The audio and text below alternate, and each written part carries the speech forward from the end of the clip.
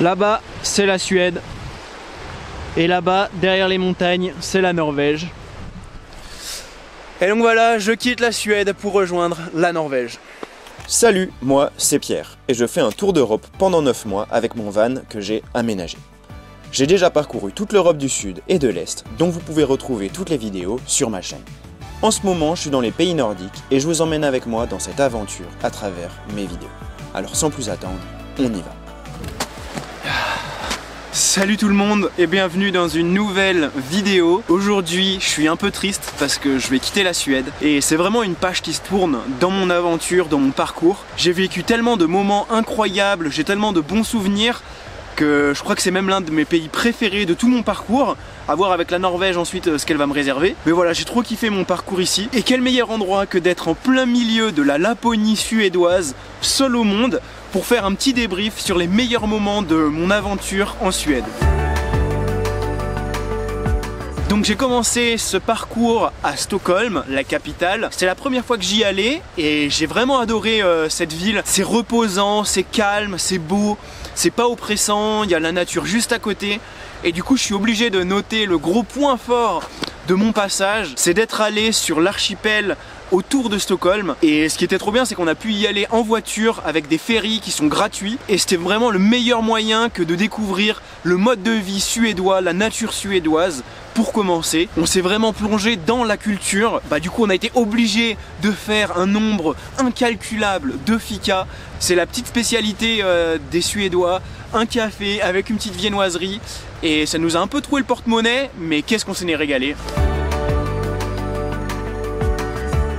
Ensuite, avec Zara, on s'est dirigé vers la côte sud-ouest de la Suède. Et c'était en plus le début du printemps, donc il faisait beau, il faisait chaud. On a vu des couchers de soleil magnifiques.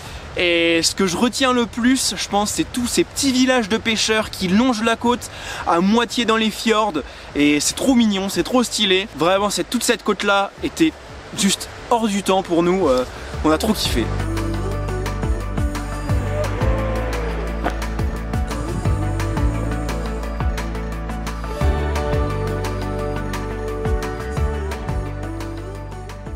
Comment vous parler de la Suède sans vous parler des élans? Je crois que cet animal est le totem national. J'étais trop content de pouvoir en voir en captivité mais aussi en pleine nature.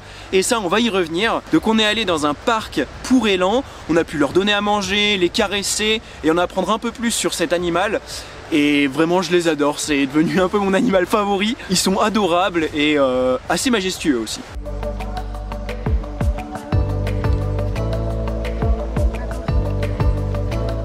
Je vais rapidement vous parler aussi de Oslo, même si c'est pas en Suède. On y est allé quelques jours et vraiment on a adoré cette ville. Je saurais pas vous dire entre Oslo et Stockholm laquelle on a préféré, mais en tout cas Oslo c'est trop stylé. Et ce que je vais retenir de mon passage dans cette ville, c'est obligatoirement le sauna qu'on a fait en plein milieu d'Oslo. On a même sauté dans la mer Baltique à genre 2-3 degrés. C'était une expérience je pense inoubliable et aussi très très froide.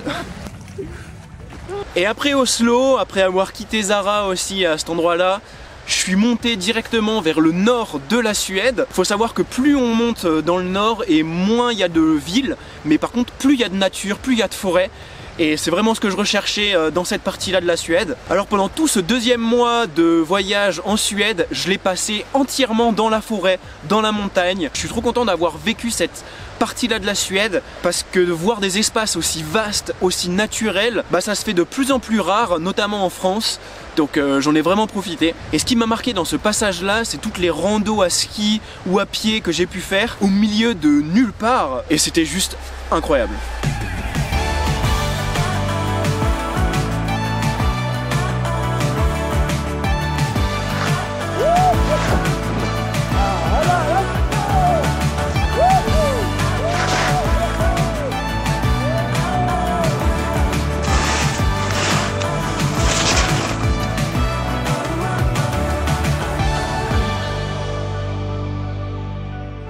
Et qui dit nature dit aussi animaux sauvages, et j'étais vraiment trop content de pouvoir en voir plein de différents. J'ai trouvé ça trop agréable de rouler et de me dire qu'à tout moment il pouvait y avoir un animal qui surgit des bois pour croiser ma route, et ça rendait vraiment mon périple inattendu et hyper agréable, et je devais toujours être un peu aux aguets. J'ai pu voir du coup un élan en pleine liberté, même s'il n'est pas resté longtemps à côté de moi.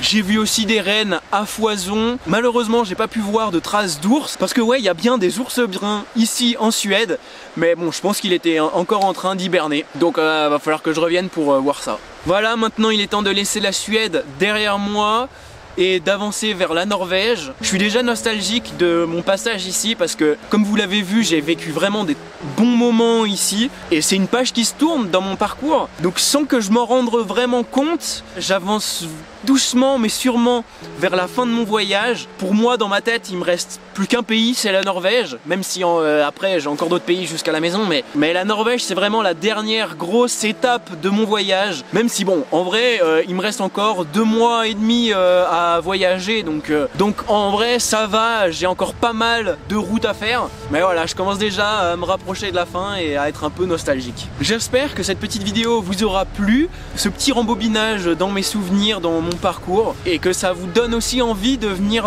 visiter la Suède, parce que c'est vraiment un pays magnifique. On se voit dans une prochaine vidéo sur la Norvège. En attendant, prenez soin de vous, des bisous et ciao!